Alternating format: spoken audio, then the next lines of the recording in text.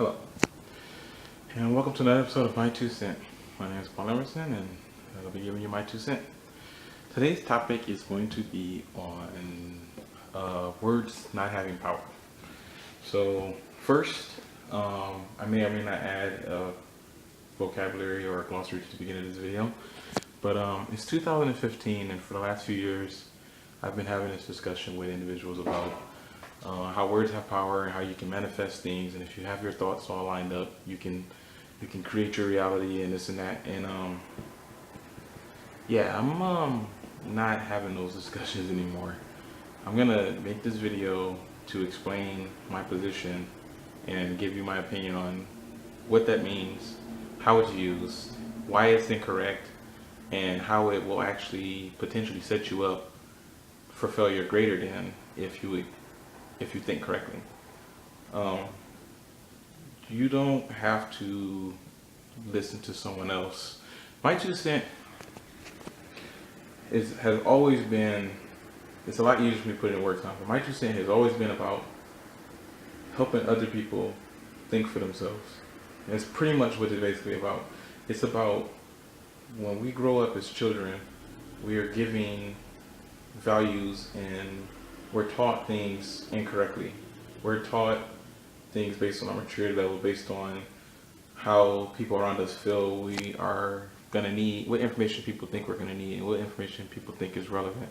We don't teach our daughters to play sports because sometimes we feel like that's too masculine. We don't allow our sons to play with Barbie dolls or, you know, play with makeup or whatever because we feel like it's not masculine enough. So what that does is it limits our thinking. It has a negative impact on who and how we are. Allowing a male to play with makeup doesn't necessarily mean that he's going to grow up a homosexual.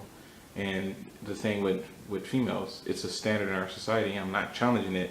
I'm just explaining the reason why I put together my 2 cents, the whole reasoning behind why this entire YouTube channel exists. Because as I grew up, I've noticed how everyone is entitled to their own opinion, but we're all subjected to this idea that there's only one right way of doing things. So you say that everyone has freedom of thought, but we're all subjected to one absolute truth. A perfect example is being an American. We all have freedom of religion, but we're all basically judged as Christians. And that's really, when you think about that, that's kind of it explains why there's so much psychosis in this country.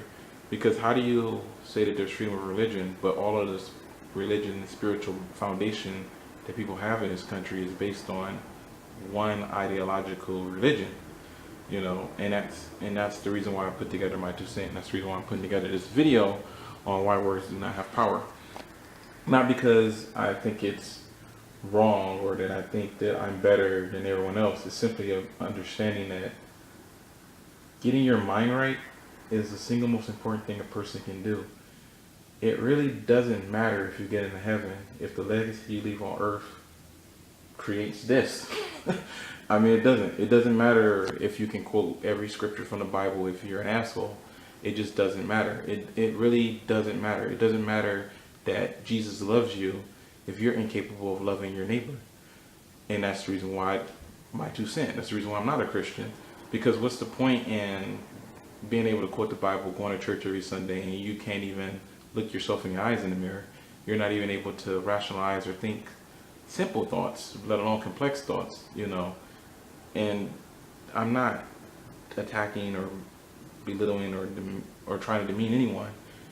What I see a lot of people challenging each other's intelligence without providing a resource where you can learn, or you can grow.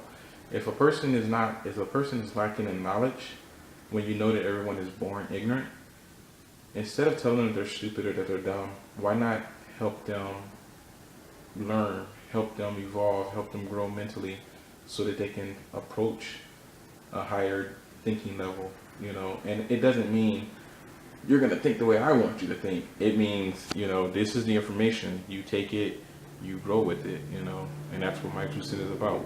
That's the reason why I don't subscribe to the idea that words have power. People believe, or I'm not going to say believe, people understand that if they think a certain way, that they're going to be able to manifest that. So a person believes that if they think that they have a car, or if they want a car, let's say I want a car and I believe it works have power. I believe that if I think that I want a car and that I know in my heart that I'm going to have a car, that's all it takes. That's it. Once I do that, I'm set. It's like I'm already in the future driving down the street in this nice car that, you know, I'm just going to get. The universe is just going to give it to me. The problem with that thinking is that you set yourself up for failure. And the reason why is because you're not in a position to put forth the effort necessary to obtain that car. And see, that's why words don't have power. Words don't have power because power has a specific definition. Words do not manifest because manifestation has a specific definition. I'm going to manifest a cup of water. Where is it? Nowhere. Now, I can walk over to my sink and I can turn my faucet on and I can put a cup under there and I can get a cup of water. That's how you manifest. You manifest through your actions, not through just thinking. A thought is an action, but it's limited to just that. It's limited to only your internal influence. Words do not have power, they have an influence. You can influence yourself and others through what you say, but that is it. There is nothing above that. And if you believe in your heart that that's all it takes, you get 400 years of slavery, because instead of actually taking the initiative and uprising and putting forth effort through time over distance, you know, you don't accomplish nothing in life. It is the most debilitating thing that you can do to each other is to convince someone that all you have to do is think it and it'll come true. It's like, no, you don't think it. You know, I could sit in my living room all day and think about how I want a female to come over and spend time with me. It is not gonna happen. There is no divine nothing is gonna just send a girl to my apartment and be like, yeah, I was just in the neighborhood and you were just thinking about me, so I just showed up. Like, no, that don't happen. You have to shave, you have to brush your teeth, you have to shower, you have to dress nice, you have to get cars, you have to present yourself in a manner that will allow you to obtain that which you want. You have to put forth effort in everything that you do. The only thing thinking and perceiving does is set you up to be in a position to obtain what you want, to obtain your goals, and that is it. Believing is just that. Believing it has nothing to do with obtaining, and that is the reason why so many people don't, especially like substance abuse. I'm gonna quit. This is my last cigarette. It's like it don't work that way. You know, you have to actually put forth an actual effort. You know, and that's the only quarrel that I have with the idea that you can manifest through your thoughts. Because you can't. The definite power is a physics equation. It's force over distance is the formula for work. If you have a body of mass and you move that body of mass through space, X amount of distance, the amount of mechanical weight that mass has and the distance it travels is the calculation for the force. It's a calculation of the work. The actual ability to influence an object through space, if a stationary object is located in position A in space and you want to move it to location B in space, the actual act of having that object change its location through space is the force required. When you calculate the distance that it travels, that's the work. The amount of time you do that, how often you do that, or how long it takes for that to occur, that's the power. So an object of a specific mass moving a certain distance for a certain length of time is the formula for power. I cannot look at an object, I cannot look at a car and say, I want you to go to McDonald's in 10 minutes, and then it just does it. That will be power. Words don't do that. What words do is it allows you to computationalize in your mind the act of how you're going to strategically, logistically achieve a goal, and that's it. You know, you can't do anything without taking an action. And I'm not talking about just a mental action. Thinking is a mental action. The actual work is a physical action, and there is no physical action that is directly linked to a verbal action other than an influence. If I am the general of a large army, I can tell my soldiers to go out and oppress people. The words carry an influence. They hear the actual command. They use their will. They choose of their own will to go out and do what I tell them to do or what I ask them to do. But me saying, "Hey, I want you to go destroy this nation," that's nothing. That's arbitrary. Because I can sit in my room all day and say, "I want to destroy a nation," and then nothing's going to happen. You know, I can sit out of the room and think of doomsday devices, or I can sit out of the room and I can, come up with ways to make money so that I can pay people to do things. But all those things are just influences. The influence generates the force.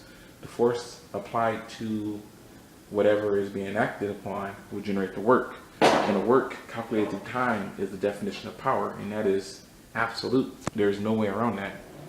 The best example that I can give you, which is the whole reason why I know words don't have power, basically goes back to the idolatry of slavery. Everyone that knows anything about American history and has any global studies or history, anything, knows that the foundation of American culture is built on African slavery, the slavery of the indigenous Negroid human populace on this planet were brought from all parts of the world to America and were forced indentured servants. They were chattel property. The culture of slavery in America, which makes it so much more different than the culture of slavery across the rest of the world, is that the idea of forcing the ideology on a person to make them perceive themselves as being less than human. Now, if words have power, Europeans, Caucasians, spent 400 years teaching African people that they were less than human. They were subhuman. They wrote it in all their documents. They said it on a daily basis. It was reinforced with the term nigger. And it went on for 400 years, probably longer than that. But you need to think about that. If words have power, then why am I not less than human as an African American male living in this country? If my ancestors were told every day of their life for 400 years, for 40 generations, that they were less than human and words have power, why then are our generation and our children that are being born into the future still human? You have to deal with that, because I know better, but you need to answer that question. If you can manifest your will, and Caucasians can manifest their will, and they willed for 400 years that African people were less than human, then why are they not less than human? If that same Henry Ford, Caucasian male, built cars, built combustion engines, Nikola Tesla, Thomas Edison, Caucasian males, created electricity, all the infrastructure you see behind me, all byproducts of them putting forth effort, force over distance through time. They actually influence the world on a global scale. All this stuff, pneumatics, cybernetics, computer science, mathematics, chemistry, quantum physics, all of it. There's HLZs in Europe right now while they're trying to figure out the Higgs boson. All of that stuff is evidence of the level of influence that Europeans have on a physical plane, and if you want to say a spiritual plane. The question that I'm asking you, if words have power, when their ancestors spent 400 years invested in convincing Africans that they were less than human and subhuman, and it didn't work, why didn't it work? Why didn't their words carry sufficient power to make an entire generation of people less than human? Because I'm not going to keep having this discussion this year about words have power. Every time I come into this conclusion, every time I have this issue, this video will be uploaded. When me and my cousin, when we were younger, our dream goal was to start a video game. Not start a video game. Start in a space agency. We wanted to be like NASA. We wanted to build spaceships and put those things in space. That was our goal. That was our dream. When we were 16 and 17 years old, that's what we did. We used to draw up and draft up spaceships as a hobby. in our free time, in our spare time. We used to build ships out of Legos. We never ever imagined ourselves at 30 years old still struggling with poverty and adversity. We had our minds set on bigger and better. And we still have our minds set on bigger and better. And it's not because, oh, well, you just didn't think hard enough or you just didn't want it bad enough. It's like, no, we live with the adversities in this country every day like everyone else. And because of that, the things that we wanted did not go the way we needed them to, not because of our failing along, but just based on the society that we live in. You know, convincing yourself that you can just think what you want is mental masturbation. You have to put forth effort. This video is only getting recorded because I stopped doing what I was doing, got dressed, came into my kitchen, and started recording myself. And that's the only way things get done in this world. It's the only way things get done. Verbal communication is just that. It's verbal communication. Words only carry an influence. That's all. And influence is the foundation of a force, but without the actual force itself, you can't do anything. There is no work and there is no power. And the mind having free will, when you speak, you send out a very tiny vibration on a physical. The sound wave that you send out, it dissipates into background radiation probably within a few 100 feet of yourself. The influence that is carried is subject to the free will of mentality. Even something as simple as if you was in your living room and a rat ran by, you couldn't say stop. I command you to stop. It's gonna just keep on running and keep on doing what it wants to do, because your words are limited to the free will of mentalities. Your words only are capable of influencing a person's mindset of their will. When I'm walking down the street, people be calling me niggers and throwing stuff at me and screaming and yelling in 2015. It still happens. You probably don't want to believe that it doesn't, but it still happens. And when that stuff happens, I just keep it pushing, because there is not enough room in my head for me to entertain that BS anymore. I just no longer have the time for it. I spent a lot of energy dealing with my ex. I was homeless for 6 months last year.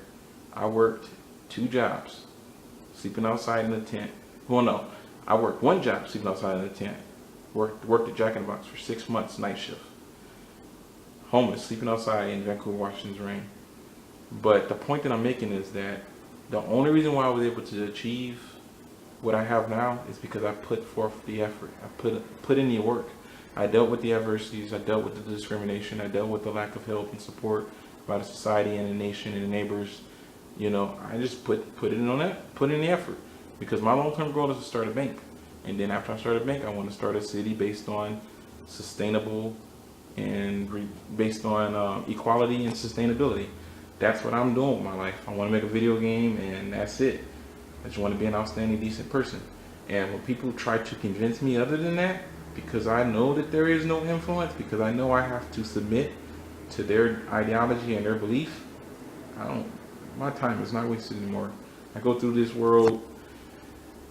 I hate going through this world, actually. To be honest, I prefer not to have to go through the world. But that's a subject for a whole nother day.